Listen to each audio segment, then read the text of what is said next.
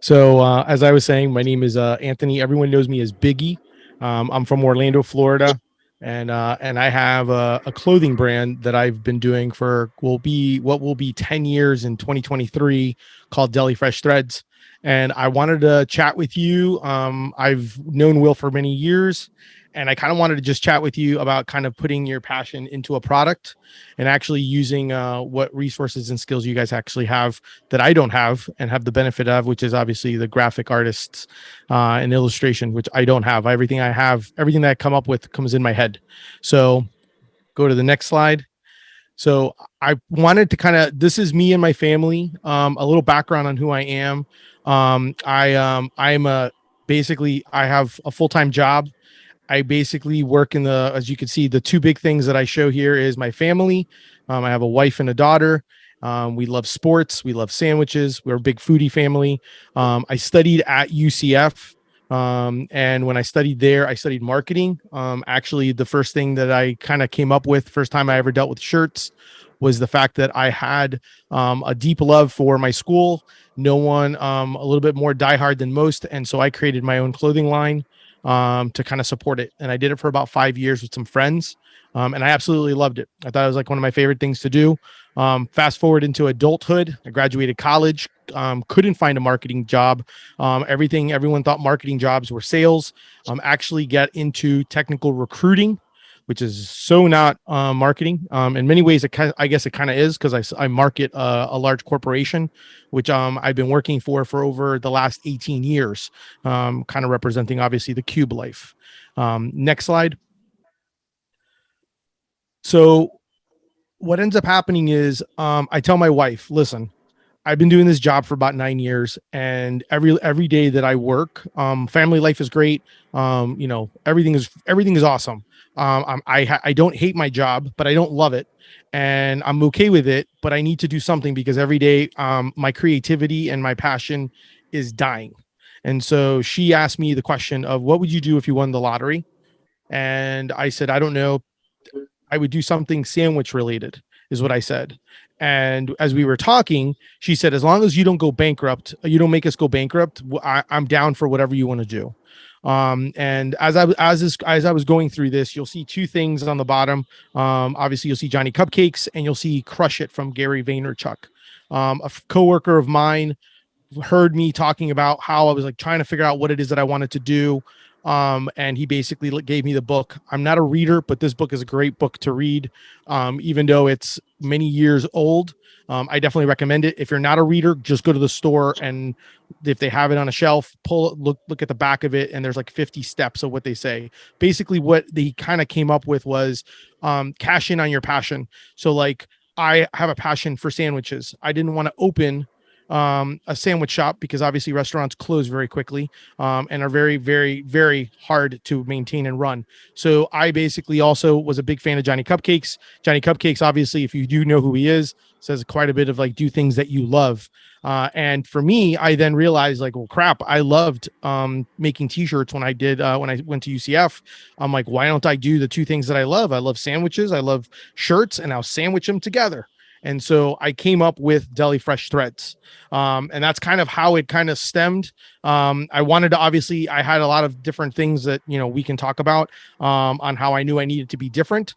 But I also, go to the next slide.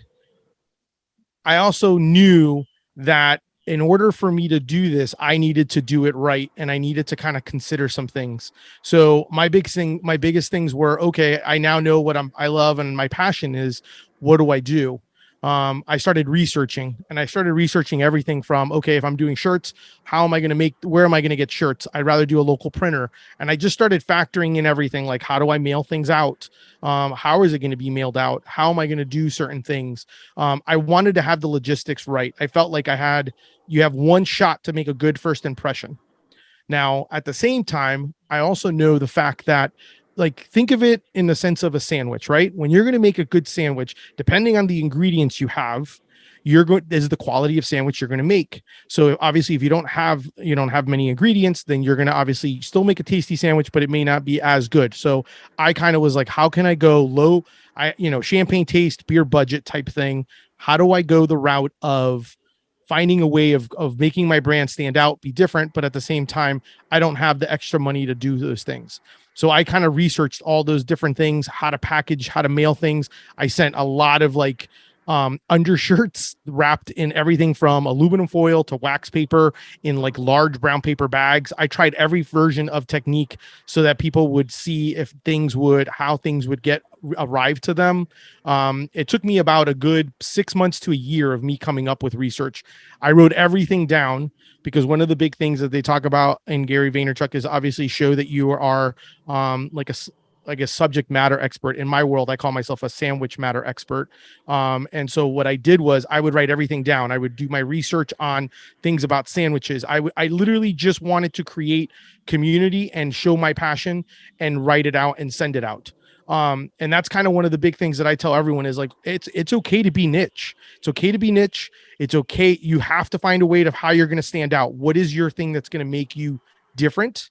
As well as when you go to do that, depending if it's something you want to do on the side, like say you have a full-time job and you want to use your graphic skills for something that you're passionate about, what is the medium you're going to use? And of course, I can say this very lightly but I know I can only imagine you guys as artists. It's never going to be perfect. And I know if you stare at something long enough, you'll kind of keep on going and tweaking and making changes. But guess what? No one knows. As long as get it out there and start working towards it. Next step. Next slide. So I consider building a brand a sandwich. Yes, everything is going to be sandwich related, but I promise you, and hopefully you guys will be hungry after we're done. But so I consider everything when it comes to a brand being built by different things. The bread, and we'll go over each one of these kind of, but the bread to me is kind of like your foundation. It's kind of like what is, the foundation to any good sandwich is bread. So it's going to be like, what is your brand about? The meat is going to be obviously like in my world, it's going to be designs and elements like that. The condiments are things like what are going to make my sandwich or my product better. I also you have to think to yourself, how am I going to prepare this sandwich? How is it going to be? How am I going to convey this and show this to the folks? Like I mentioned before, there's budget. So you obviously, depending on how much money you have, you got to figure out ways. I've always come to the conclusion that you can always start low and build yourself up. But if you start going too high up, you can never go and dumb it down. You just can't. Like, there's no way to go backwards. You got to go. It's got to be like an incline if you're going to do it. The key to everything is consistency. If you're not consistent with this and you're not building, especially if you're building on social or anything like that, you got to build consistency. You have to stay within brand or within what you're trying to create. Sometimes a lot of times clothing brands don't survive because they're all over the place. And they're not almost like not niche or specific enough or stay true to form.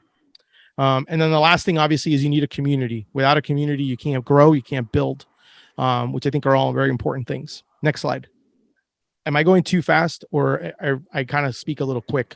It's like the jersey and also maybe a little nervousness at the same time, even though I've done this presentation before. Good. Silence means we're good.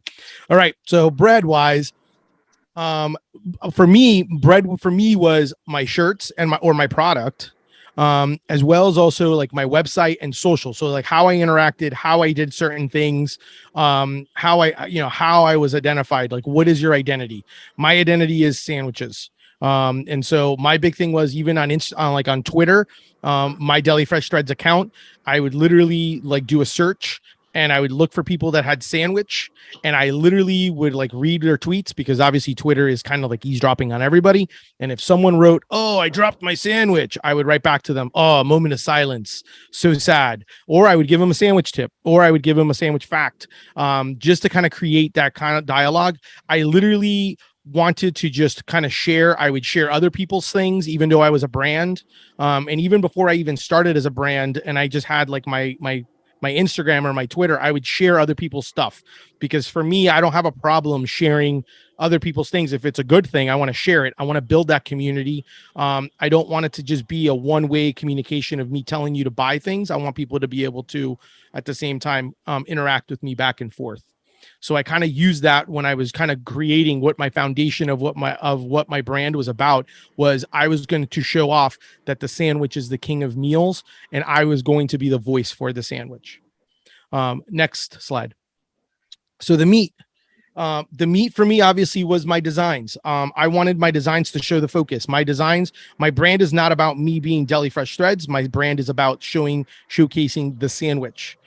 Just kind of like how you're going to be if you were going to do something on your own, or even do something like a side work on your own. You're going to be able to you want to be able to showcase those designs. If you have certain areas of design, I would say that you aim towards. I would always say go towards show that side, but also if you have flexibility, I always recommend, especially with designers, to actually show off those different things. And the reason I say that, especially if you're doing it on Instagram and things like that, and is because so I'm not an artist. So I have to find artists. Ironically, my job is to find people. So I literally scour Instagram and follow different artists, and I look at their styles and what they like and what they're good at. And the reason I do that is because obviously, if I find someone who's very good at typography, then I'm going to go towards that realm with them. And I'm like, that's what they're good at. So you want to be able to showcase those things. If you're into anime, then obviously, and I wanted to do and I didn't want to do an anime shirt, I probably wouldn't reach out to you. But if you have a variety of different things to show off your art and what you're trying to do when you're trying to create your portfolio, I definitely recommend that would be something that you would want to have. And for me, my meat was obviously my design, how I message things, how I write blog things. Everything for me is very, very on point and very brand. It's what makes me different than anyone else because I try not to talk about other things. And if I do talk about other things, there's always an underlying sandwich theme on behind it. And no, hamburger is not a sandwich. They're cousins to the sandwich. The patty melt is the love child of the burger and the sandwich. I just love the where's the beef. I just think it's so funny when it comes to the meat part of it. Because if you don't have good enough meat on it, then look at that. You can't really enjoy what you're creating or what you're eating, or what people are consuming of your brand. So that's what makes try to figure out what makes you different. Next slide. So I kind of wanted to give you an idea of what my brand's about and my meat. So as you can see, my meat's all about different things. I have everything from pastrami on rye. I have like a s'more shirt, Italian beef. I have some sports stuff because I love sports, peanut butter and jelly. You see a Liberty sandwich one. That's actually the original name of a fluffernutter, before it was called a fluffernutter. I have different things having to do with like parodies, like old school all star, and I kind of, and everything from sandwich quotes to supporting your local sandwich shop. I basically wanted to, my brand encompasses all these things. And so that is the meat of my brand, because that's what I want people to see. As you can see, I don't really, it's not about my brand name. It's really more about what I'm trying to do, which is show off my, sandwiches. Next slide. So this is an example of some of the work that Will's done for me and worked with me. And these are some of actually like favorites that are pretty much never going to go away unless I do a version 2.0. But these are some of the things that we've kind of worked on. I kind of wanted to highlight because I will tell you this, and obviously as we communicate, I will say that if he gives you advice, I a lot of times you don't, you may not want to listen. You're like, oh, what does he know? But I will tell you that like he's been a huge proponent in my life, especially when it comes to my brand, to removing hurdles or at least making you look at things. The one thing that I will tell anybody, and something that I've learned along my way, is that when you get so involved, and as I am so passionate about what I do, you sometimes get to be too close to the screen and you don't actually stand back enough to actually see what other opportunities are there. So I definitely recommend, whether it's him or other people, peers, other people that are kind of with you. Obviously, not everyone's going to understand your brand or what you're trying to create, if you're trying to create something, but that's okay. It's about finding the people that do and that actually want to drive and push you to the next step. So this is kind of an idea of some of the things, and these are some crowd favorites that I've been very fortunate to have as part of my menu. Next slide. So condiments. As you can see in the picture, I hand write every single order that I get. I write a handwritten note, and you'll see a little bit more in a second.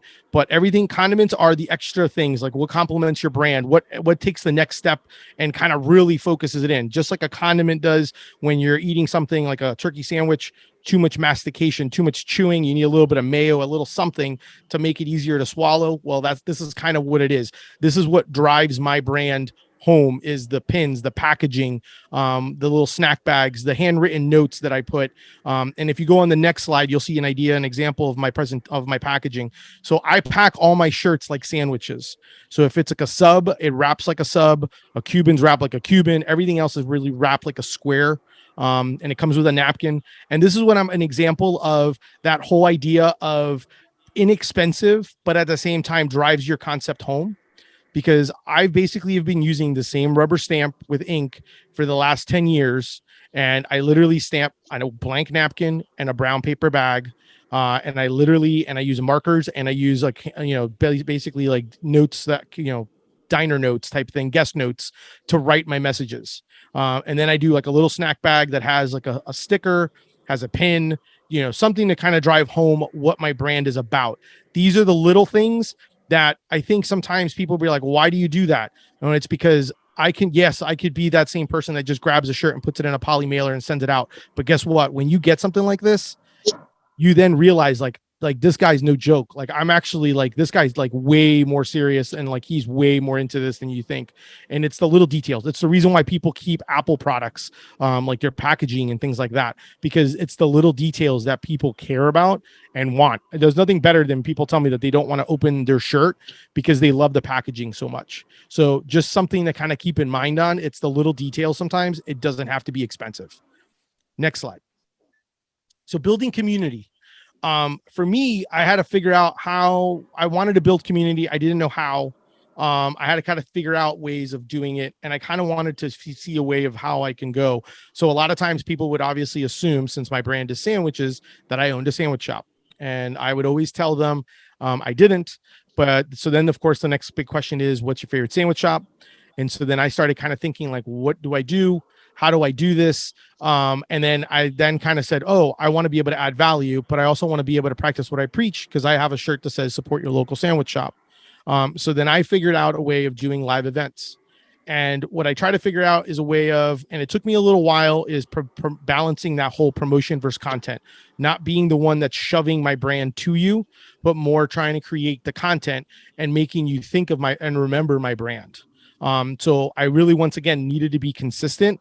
And so one of the things that I did, next slide, is something called sandwich eat-ups. So I would do a meetup where I would every month would tell other people to go eat at the sandwich place. So it was kind of like me being a sandwich. I'm recommending a place, so it's showing you that I know what I'm doing, or that I know what I'm eating, and I would then have people come, and every month we would go to a different place and we would support another small business, and we would create this opportunity. And I did it for a good, I would say I did it for a good 5 years. I got a proclamation from the city of Orlando, because I did a sandwich walking tour on National Sandwich Day, and it was amazing. Obviously, COVID and a few other things kind of stopped it, but I'm slowly bringing it back, and I'm slowly trying to find ways of tweaking. Because I will say this: as much as you're trying to build a brand and trying to create events, and since I was not trying to show that I was, hey, I'm trying to sell my stuff, I also am a business, and I kind of learned that I need to kind of figure out a balance.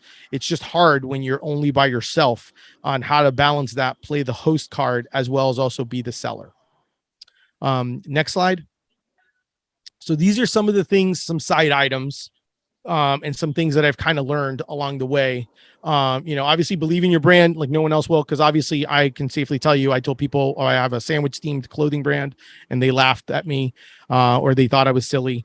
And I was perfectly fine with that, because I know how many people consume sandwiches and how many people love them. Perseverance and patience. It's definitely not a marathon. It's definitely a marathon, not a sprint.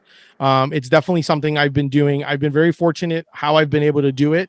Many brands don't survive as long as I've been doing it, but I've also have, which is kind of a good and bad side of it. It all depends on, it's a slow build, but I will say that I have been building it correctly.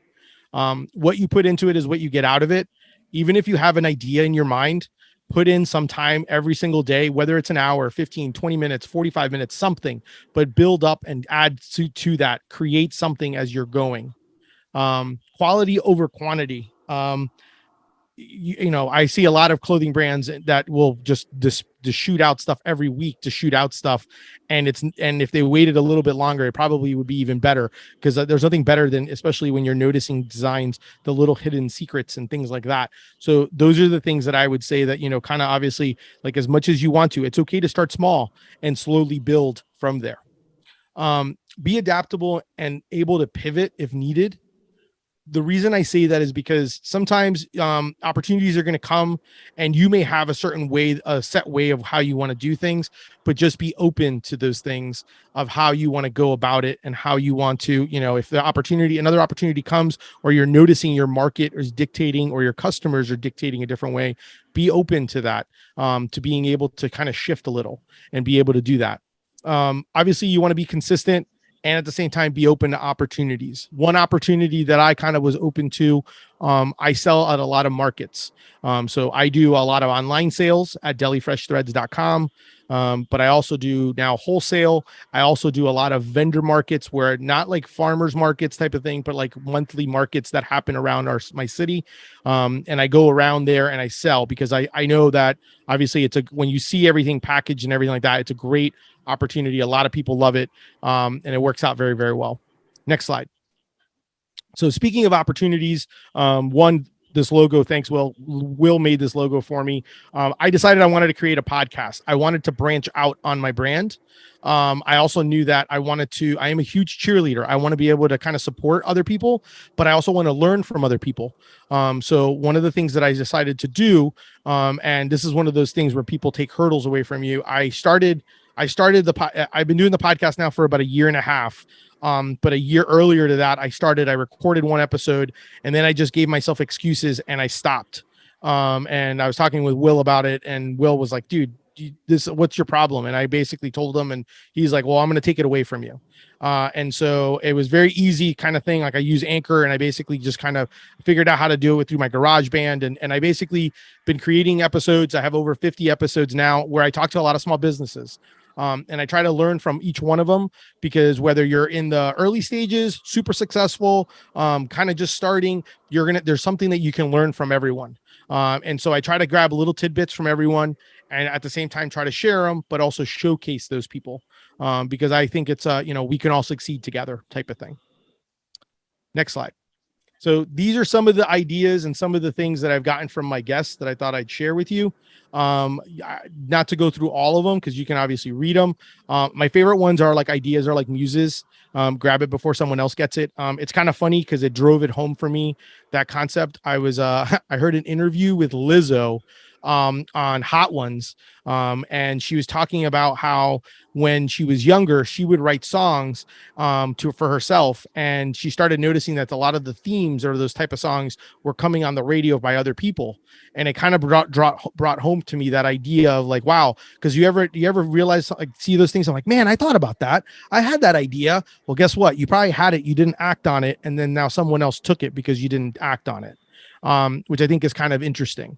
Another one that I find very good and that I loved was, don't let fear have all the fun. We tend to be very wired to always think of the negative, but never the positives of like what could happen positively and what could go, which I think is amazing. Obviously, be authentically you. Is another one that I would always say, obviously be. I think people realize and see these things when you start conveying what your brand is about, especially if you're like, in my case, I know I am the face of my brand. So I know that it's me and my mascot Biggie Bread, which you'll see in a second. We're the face of the brand, but when people see and interact or hear me, or I talk, communicating about things that I'm passionate about, people see that. And I think when people see that, they gravitate a little bit more to it, and kind of want to support it. So I think that's kind of one of those things. Obviously, if I had crappy products, I could understand no one's going to support me, but I have good quality products because I literally build my brand as if I'm building a sandwich. So I want good quality shirts. I want good quality printing. All the little things that I want to be able to provide you, because I want you to feel happy when you get something from me. So obviously know your business before you build your business. Next slide. And so this is a quote that I kind of made up, and I made my mascot come up with it. Anyone can make a sandwich. It's up to you on whether people come back to get your sandwich. So obviously figure out what differentiates you. What is something that you're passionate about? What is it that you want to do, that you want to create, that people will want to come back to? And why do they want to come back to you? Because anyone can build a brand. It just depends on what you're trying to build. Next slide. And that's me as bread. I'm a little bit wider than most slices of bread because I'm a big guy and I hold a little bit more meat. And that is all my socials. If you want to follow me, and obviously if you want to listen to my podcast, by all means, go to anywhere where you can listen to Lunch with Biggie. And obviously, if you have questions or anything, by all means, hopefully you guys were entertained and got some good information from me. Yeah, so I do a lot of it on I sometimes I'll look at Dribble, but I really do a lot of based on Instagram. Like Instagram really is what I do a lot of. I do a lot of search on Instagram. I look for anything from I'll use the hashtags are your friends when it comes to certain things like that and you're designing. Obviously you interacting like I'll follow I'll see what other designers obviously interact with other designers. So a lot of times I'll look at a designer and I'll see some of the people that they're interacting with and the comments that they're leaving. And then if I like a lot of times I'll look at their as something as might trivial as their like emoji, like their logo or their emoji, for their, for their what their name is. I'll click on that and look at it. But a lot of times that's kind of one of the big areas that I kind of do. A lot of it is also obviously I kind of just interacting. I think a lot of the brands interact with one another, and I just kind of that's literally how I've been able to kind of create a network or find people. Is I'm always looking, but I'm also using everything from like t-shirt design, or I'll do like certain hashtag searches to see what I can find. And obviously that's one of the reasons why I brought up the topic of like if you're a designer and you have a design you're doing design work, I would say post all your design work on there, unless you're trying to go on a very niche version of what you want. But I would definitely say if you've done stuff for other people, other brands. One thing that I notice a lot of people do, which I think is very interesting and it's smart because you're showing what you can do, is a lot of designers will go the route of like they get inspired by something and they're like, "Ooh, I don't really like how that looks," and so then they design their take on it and they're showing it off, and then they post it. And I think that's kind of one thing that I've noticed has been very, very how I've been able to learn about other artists is because other artists are showing their projects and things that they're working on. So I think it's always good to be able to get creative and get inspired, even if it's like one of those, hey, this is my 5 minute sketch, my whatever 30 second, like they have like all these different sketch ideas. I look at a lot of that stuff on either Instagram Reels or TikTok. I do a lot of those things. I kind of search, and that's usually kind of how I find some people. If I had to start today, I would do stickers, enamel pins, and patches.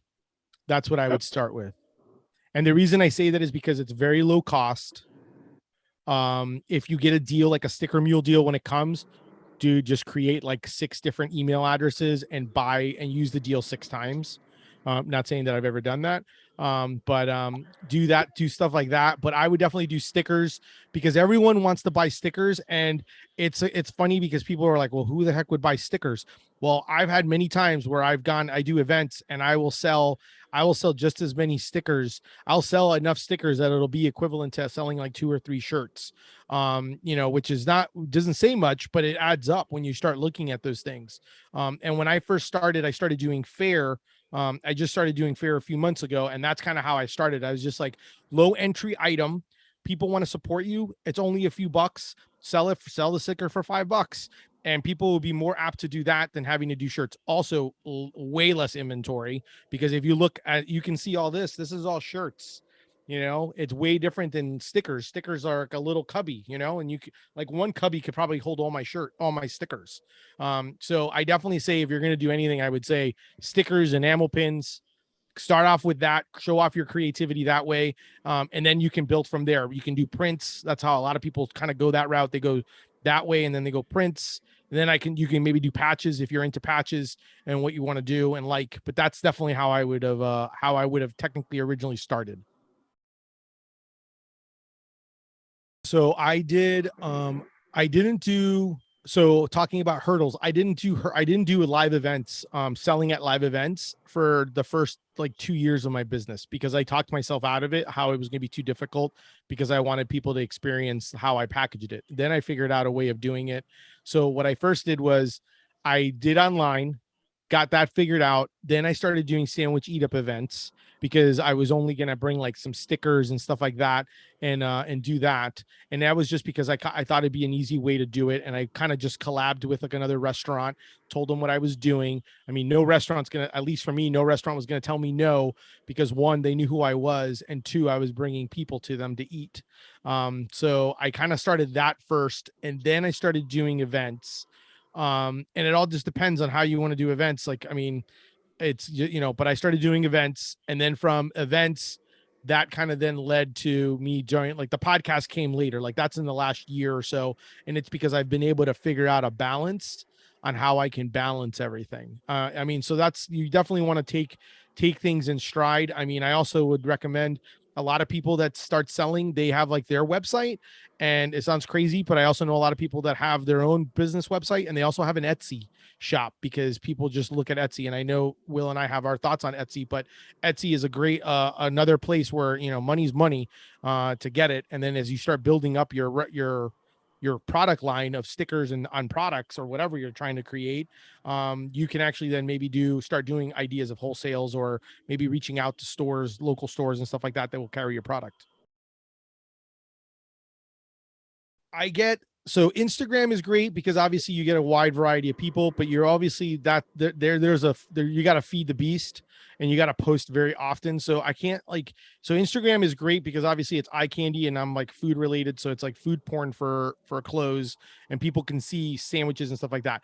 For me, obviously, I get the most on people when I do an event because when I grow, my population grows faster when I do that, in the sense that I get people following me on Instagram. I get to interact. So I therefore, and I know it's because I'm extroverted. If you're introverted, obviously that may not be as well for you. But for me, that's one avenue where I go. When I start doing live, I start doing events, sandwich eat ups, or selling at events, and people meet me. I'm all there. People are constantly following me. We're now having conversations of like, where do I get a sandwich at? Or, hey, I'll DM you when I go this. Or my favorite, I get a lot of DMs and a lot of messages of people when they find something sandwich related. Case in point, the Reader's Digest. I got a Reader's Digest mailed to me because it had the 50 sandwiches of the United States, and it was because someone's like, "Oh, Biggie, he loves sandwiches. He's the sandwich guy." And so I kind of built it that way. But I would say live events for me first, social like Instagram probably, and Twitter was been helpful because then you start interacting with one and then you lead them to the other. And if you do it right, you can actually do your Instagram posts, you could post it as a tweet as well, and then kind of post, and put information and content. So it all depends on how you want to work it. But yeah, those would probably be my two lines of how I've created community or created a following. I'm trying to get better at TikTok. TikTok is, I will say that TikTok, the algorithm's a little bit nicer than Instagram. You just have to, like, from people that I talk to that actually are TikTok creators, they're constantly, they literally want you to feed the beast there. So they want you to have like 5 to 7 posts a day, which is ridiculous. So what I recommend, and something that I'm trying to get better at, is like batching, where I can create content in small batches. And then and one of the things that I'm starting to notice more, and I'm trying to get better at it, and I'm realizing even more, and I'm posting more often on things, is that it doesn't have to be perfect. They just want to know. So if you're designing something, like, just put your camera and let it record while you're designing, and just kind of have like that moment of people being able to see the background behind it, because that's what people really love. People love to know the story behind why you're doing it, and then seeing you do it. They don't want to just see the finished product. So I think that's something that I think people appreciate. So if you're going to do reels and TikTok, try to go that route. And heck, even if you don't want to be in it because you don't want to talk in it, you can always just kind of videotape yourself doing the process of what you're doing, and then having music or having like something in the background, and create that way. But I will say, the more FaceTime that you put into those things, and people can see and relate and kind of have that conversation and dialogue and see who the creator is, the faster and better the opportunities will become. And no one's ever great at it, and everyone hates their voice and all those other things. I'll give you every single excuse you can give yourself, but if you something you want to grow, you're gonna have to do it. That's actually a great question, and I'm not to plug my own podcast, but I will give you a guest to listen to, and Will knows her because I actually met him through her, Lauren Rubin. So she has a brand called Not what is it Not Cool Co. Is her brand, and she does a lot of conventions, because she does a lot of art for just pop art type stuff, and she loves those comic book conventions, Dragon Con, all those. I think what you need to do is, one, do a search on what's available. Now, I will tell you from other people that I've talked to, another person that, just because I think it's I will admit I like finding the weird brands, because I'm like, what the hell? Because I tell my wife, hey, no brand is weird, because I'm very niche. But like one person that I talked to, that did how he did it was he started first, like obviously small and local. He looked for local events. One guy that I talked to, his name is Brett. He owns it's called a comic book called Dust Bunny Mafia. But what he started doing was he was creating graphic novels and like a comic type thing.